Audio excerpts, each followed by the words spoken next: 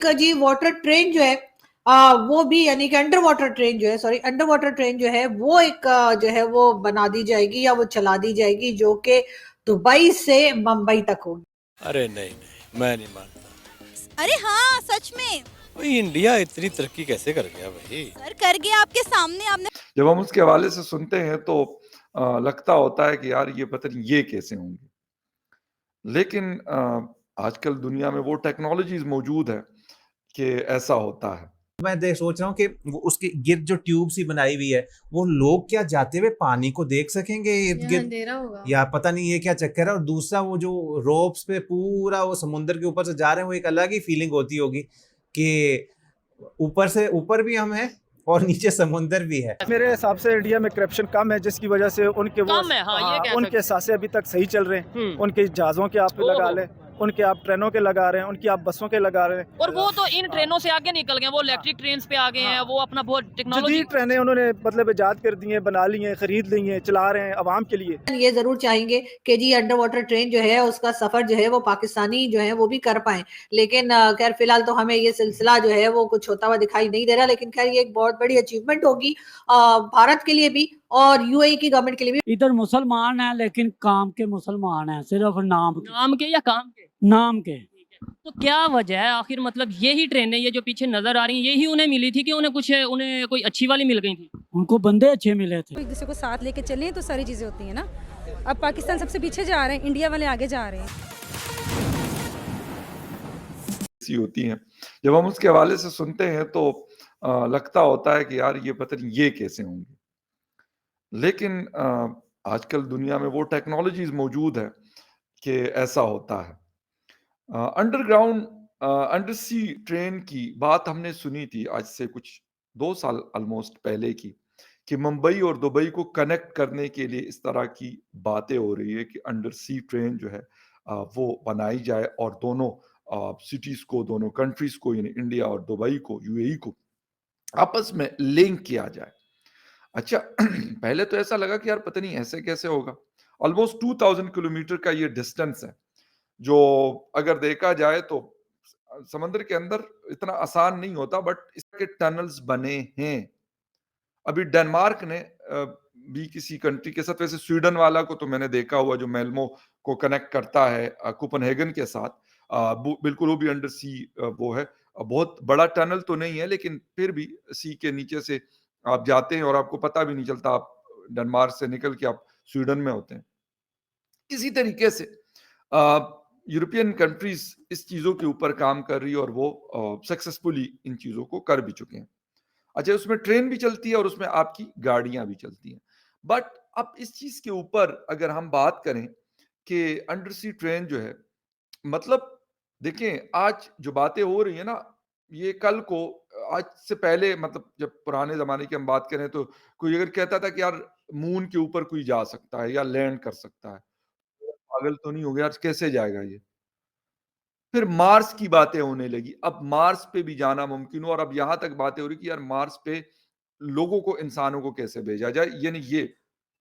इसी तरीके से ये वाला प्रोजेक्ट जो है ये भी ख्याल में दिस इज़ नॉट इम्पॉसिबल। मैं ये मेरा मानना है इस चीज़ को, क्योंकि जो टेक्नोलॉजीज़ है और आप पैसा खर्चते हैं तो ये सारी चीज़ें मुमकिन है। और एक एक प्रोजेक्ट इंडिया से शुरू होके और यूरोप और अमेरिका तक जाने वाला, जिसमें इज़राइल भी था, यूएई भी था और सऊदी अरेबिया भी था, है बल्कि इनफैक्ट जो फिलहाल मिडल ईस्ट के हालात की वजह से उस पे इतना कोई प्रोग्रेस नहीं हो रहा, लेकिन वो चीज़ भी अंडर प्रोसेस है। तो ये वाली चीज़ अगर हो जाती है जो नामुमकिन नहीं है, जो नामुमकिन नहीं है, क्योंकि लंदन टू न्यूयॉर्क भी हमने ये चीज़ सुनी है कि इस तरह की ट्रेन जो क्या नाम था उसका, हाई लूप कहते हैं कि क्या कहते हैं उसको, जो बहुत ज़्यादा मतलब अपनी आवाज़ की स्पीड से ज़्यादा जाएगी, हाइपर लूप कहते हैं गालिबन, उसके अंदर ये ट्रेन लंदन टू न्यूयॉर्क, बाकायदा इसकी डॉक्यूमेंट्रीज मौजूद है, आप देख सकते हैं, चेक कर सकते हैं।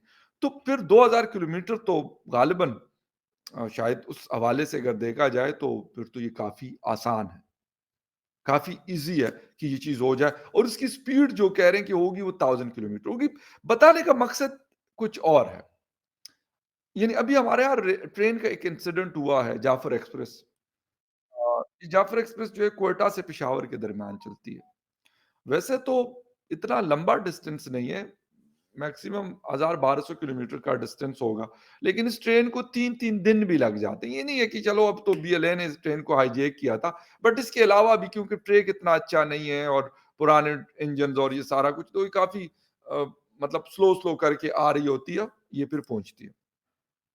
इस दौर के अंदर जो हमारे मतलब इर्द गिर्द के लोग, यूएई है, इंडिया है, बाकी दुनिया है, वो इस बातचीत में लगी हुई कि यार हम रेल कनेक्टिविटी कंट्री कैसे दें। तक होगी।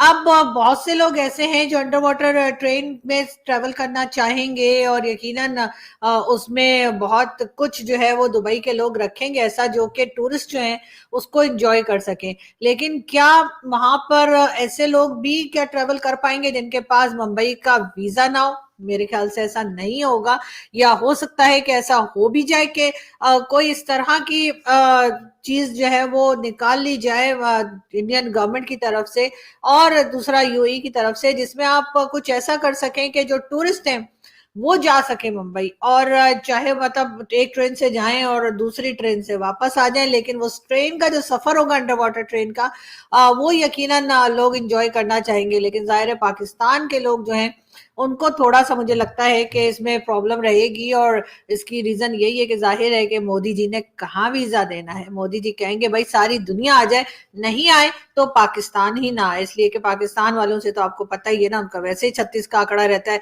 और कुछ ना कुछ नाराजगी चलती रहती है वैसे हरकतें करने से, या कह लीजिए कि गलत बातें या शरारत करने से तो खैर हम भी बाज नहीं आते।